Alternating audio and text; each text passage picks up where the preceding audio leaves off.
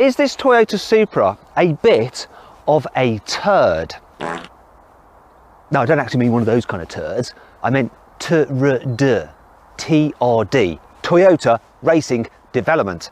It's actually one of only 35 Mark IV Supra TRDs ever made in the world. It's very exclusive, it's very expensive, and that's why today I'm going to hoon it around like a complete moron.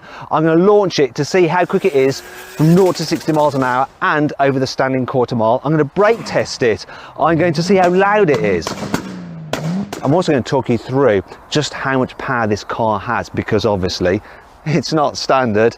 I'm also going to talk you through the upgrades that the normal TRD has over the standard Supra, as well as explaining some of the extras that the owner has put on this rather expensive car. Anyway, I'm Matt Watson, and you're watching Carwow. Buying a new car? Then head to Carwow, and my team will help you find your next car at a fair price. Carwow, your one-stop car buying comparison site. Let's start off with a bit of history about this car. So back in 1994, Toyota was competing in the Japanese Touring Car Championships with a Supra, and they decided to do a road going version. So they basically took a lot of the body panels that were honed in the wind tunnel off that racing Supra, fitted it to 35 road going Supras to create this wide body look. So it was actually a factory built car, and it was called the TRD 3000 GT. Only 35 made, only 16 still around today, only 2 in the UK, of which this is one of them, number 29 overall. It's owned by a chap called Billy Akhtar, and if you want to find out more about this car, you can check out his Instagram, Supra TRD. Prices for one of these just depends on what someone's willing to pay. It will easily start from over £70,000 because Mark IV Supras fetch so much money these days. What it would rise to, who knows? Let's talk about the design changes to this car. The TRD version of the Supra got a big rear wing. In fact, there's two designs, this one or one with a third leg. Got some TRD badging and also a redesigned rear bumper, which was a bit more aggressive. The owner, Billy, has added his own touches, such as some LED tail lights, this diffuser and a Formula 1 style rain light, and the most obvious thing, which is now pretty much on everybody's Mark IV Supra. It's a huge exhaust. This one's a Gredi system. It's titanium, and I need to test it. So I'm sorry about this, Billy. We're on Carwow, it's mandatory. Stick of truth. Well, log of truth. Oh yeah. That goes in there so easily. Oh yeah. Feels good. Yeah, that's enough of that. Some of the biggest changes to the TRD Supra are here at the sides. It's got widened wheel arches at the front and at the back. It gives you a 50mm wider track at the front, 60mm at the back, and that allowed Toyota to fit some bigger wheels with larger, wider tyres for more grip. Though, of course, Billy has upgraded these wheels. So these are Volks Racing TE37 wheels, which are very popular in the tuner world, apparently. Another feature that you got with the TRD was some vents here to aid cooling and vent here to aid cooling to the rear diff. Once again, Billy has added his own touches to it. Carbon fibre side skirt here, these smaller door mirrors. I think that's it. Well, obviously the colour scheme. If you're not a total Toyota Mark IV Supra fanboy, you may think that Billy has done quite a lot of work to this car's front. But actually, this is how it came from the factory. It got this completely new front bumper design with huge air intakes to really feed loads of air into the engine and also into this diffuser here, because the underside of the car is flatter than the normal Supra for improved downforce. They even got rid of the Toyota badge to improve aerodynamics. Then you got this bonnet that has these huge vents cut out of it. Now they actually have backing panels to them at the moment, but you can quite simply remove them within a minute if you want to go on track. You need that extra cooling into the engine. It's not like the way Toyota say you can remove the panels on the new Supra to cool the engine. You can't really, unless you've got like an angle grinder. This can be removed, it's proper. The only real changes that Billy has added to this car are the lights. You can see these LED ring lights there. Other than that, this is how it came out the factory, which is pretty insane. On the inside, the TRD Supra had a couple of upgrades. A TRD racing steering wheel, which is pretty nice, some TRD dials and a TRD knob. However, Billy has added his own touches, including full Alcantara trim, Brougham racing seats, a load of gauges, dials and stuff, some Momo pedals and an Alpine stereo, which has a 1000 watt amp, two 1800 watt subwoofers and 12 extra speakers. In fact, that whole sound system takes up quite a lot of the boot and the back seats. That's why there's no back seats there anymore, just music equipment. The TRD Supra got a rated suspension to help improve cornering, but Billy has fitted an airlift system to this car, so you can raise it up if you need to go over speed humps, which is handy if you're driving around town and you don't want to bottom out, or if you're at a Toyota car meet, you can slam it so you look the part. Oh, that is slammed. That is proper slammed. Though you're not going to want to drive around like that, so you're probably better off having it somewhere in between. The TRD Supra just got the same brakes as the normal Supra, but these have been upgraded, obviously. So these are D2 brakes, and you've got 8 piston calipers and 380mm discs here at the front. Let's see just how strong they are. Okay, let's see what these brakes are like. Brake test from 70 miles an hour.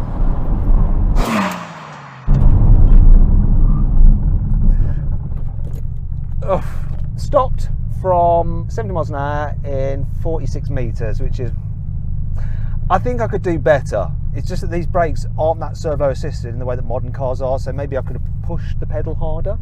Acceptable.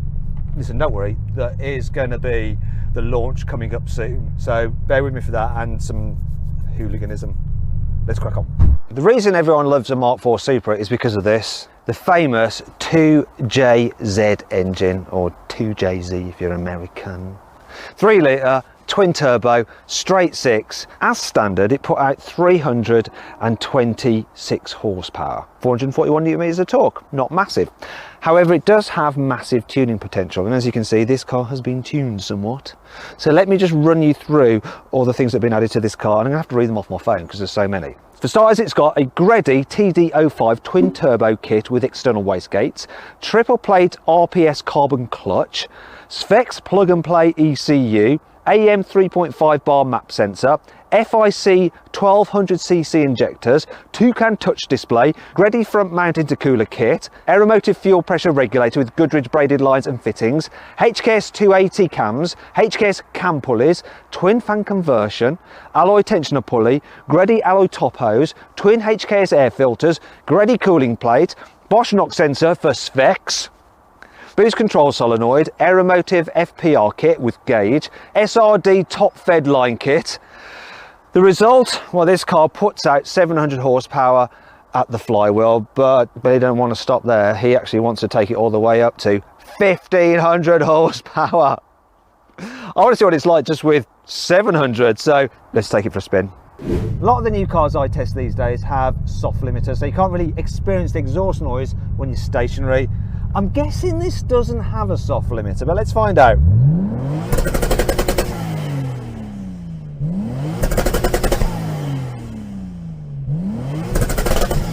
Yeah, I just needed to be sure. No, it doesn't. And now it's time to behave like a hooligan in someone else's pride and joy. Sorry about this, Billy. Let's see what it's like.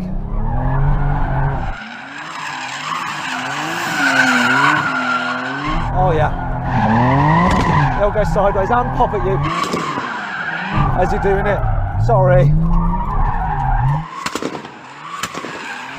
Don't ever lend your car to me, whatever you do. Now let's go test it out on track. That's a lot of fun. Now I'm going to launch the car in a bit, but first I just want to have a little bit of a drive. I love the way the turbos come in. First turbo comes in around 4. Here it is, building. Oh, that's nice. Then the second one comes now, and we're flying. Whoa, that is awesome. I'm loving this. Now, I drove a Supra Mark IV, which had been tuned to over 1,000 horsepower, and that was a little bit too scary for me, if I'm brutally honest.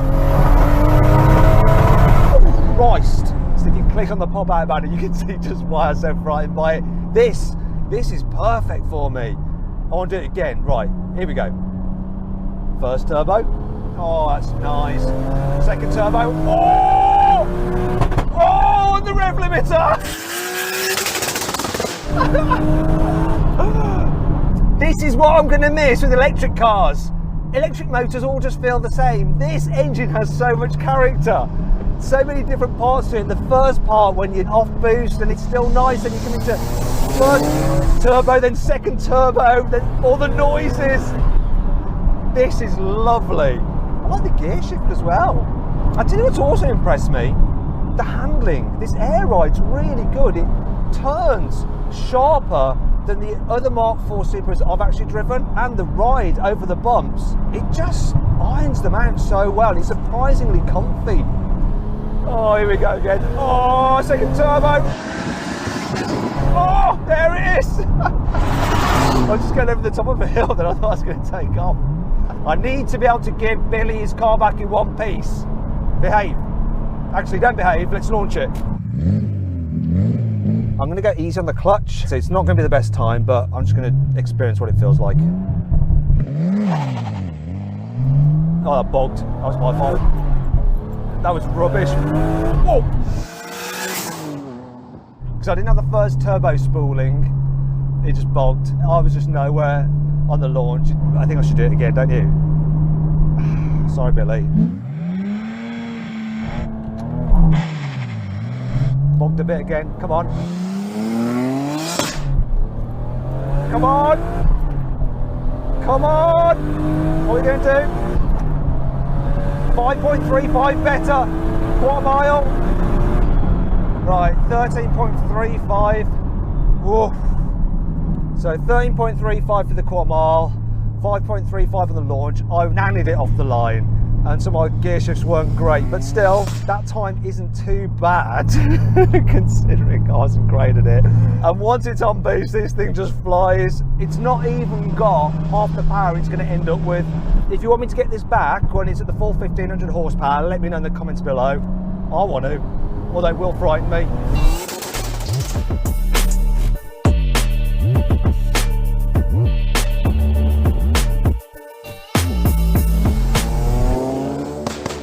So then, what's my final verdict on this tuned TRD 3000 GT? Well, do you know what? It's my favourite Mark IV Supra that I have driven.